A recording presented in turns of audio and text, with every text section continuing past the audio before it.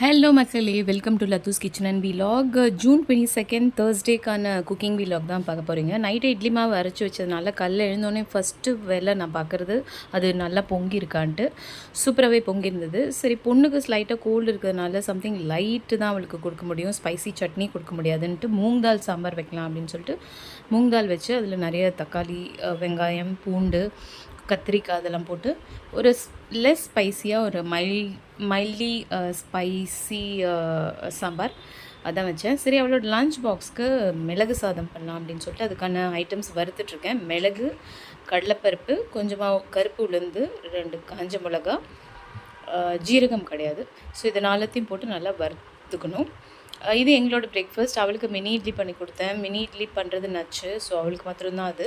எங்களுக்கு நார்மல் இட்லி தான். So normal idli பண்ணி சாம்பார் பனானாவோட பிரேக்ஃபாஸ்ட் முடித்தோம்.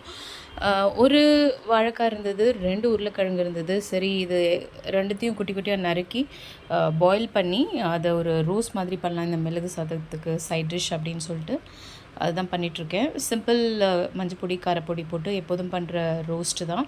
மிளகு சாதத்துக்கு கொஞ்சமாக எண்ணெய், கடுகு, உளுத்தம்பருப்பு, கருவேப்பிலை, பெருங்காய பொடி போட்டு தாளித்து இந்த வறுத்து அரைச்சி வச்சுருக்கிற இந்த பொடி மேலே ரைஸையும் போட்டு உப்பு போட்டு கலந்தோன்னா மேலே கொஞ்சம் நெய், 1 ஸ்பூன் நெய் போட்டு இறக்கணுன்னா ஒரு சூப்பரான மிளகு சாதம். இது தொண்டைக்கு ரொம்ப நல்லாயிருக்கும், எஸ்பெஷலி கோல்ட் டைமில்.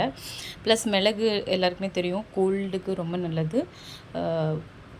இன் general it's a very good lunch box, especially cold டைம்ஸில் இட்ஸ் ஒரு சூப்பர்ப் லஞ்ச் பாக்ஸ் ஆப்ஷன் சொல்லலாம். இதுக்கு சைட் டிஷ் உருளைக்கிழங்கு ரோஸ்ட்டோ ஒரு சேனை ரோஸ்ட்டோ ஏதாவது ஒரு ரோஸ்ட் மாதிரி பண்ணிங்கன்னா குட் காம்பினேஷன். நான் இன்றைக்கி ஒரு வாழைக்காய், 2 உருளைக்கிழங்கு வச்சு ஒரு ரோஸ்ட் மாதிரி பண்ணி தான் அவளோட லஞ்ச் பாக்ஸில் பேக் பண்ணிகிட்ருக்கேன்.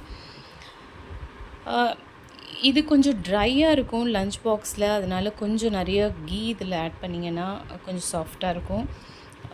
இன்றைக்கி அவளுக்கு கோல்டு இருக்குன்றதுனால நான் ஒரே ஒரு ஸ்பூன் கீ மட்டும்தான் ஆட் பண்ணியிருக்கேன். ஏன்னா கோல்ட் டைமில் டூ மச் ஆஃப் ஃபேட் பாடிக்கு கொஞ்சம் கஷ்டம் கொடுக்கும். ஏற்கனவே body is fighting with infection.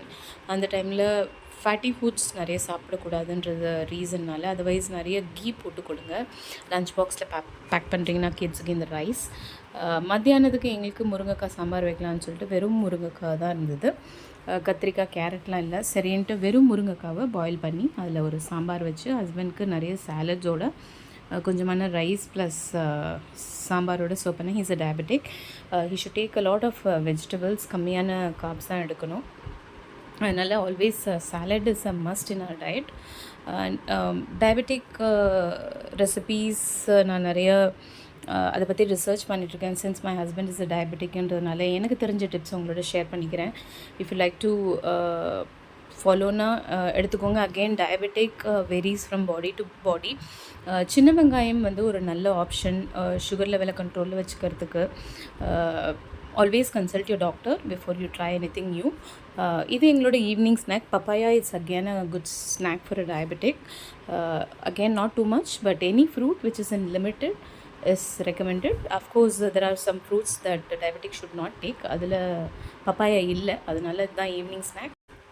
So நம்மளோட ரெசிபீஸ் ஐடியாஸ்லாம் பிடிச்சுன்னா கண்டிப்பாக சப்ஸ்கிரைப் பண்ணுங்கள். மறக்காம நம்ம பேஜ் ஃபாலோ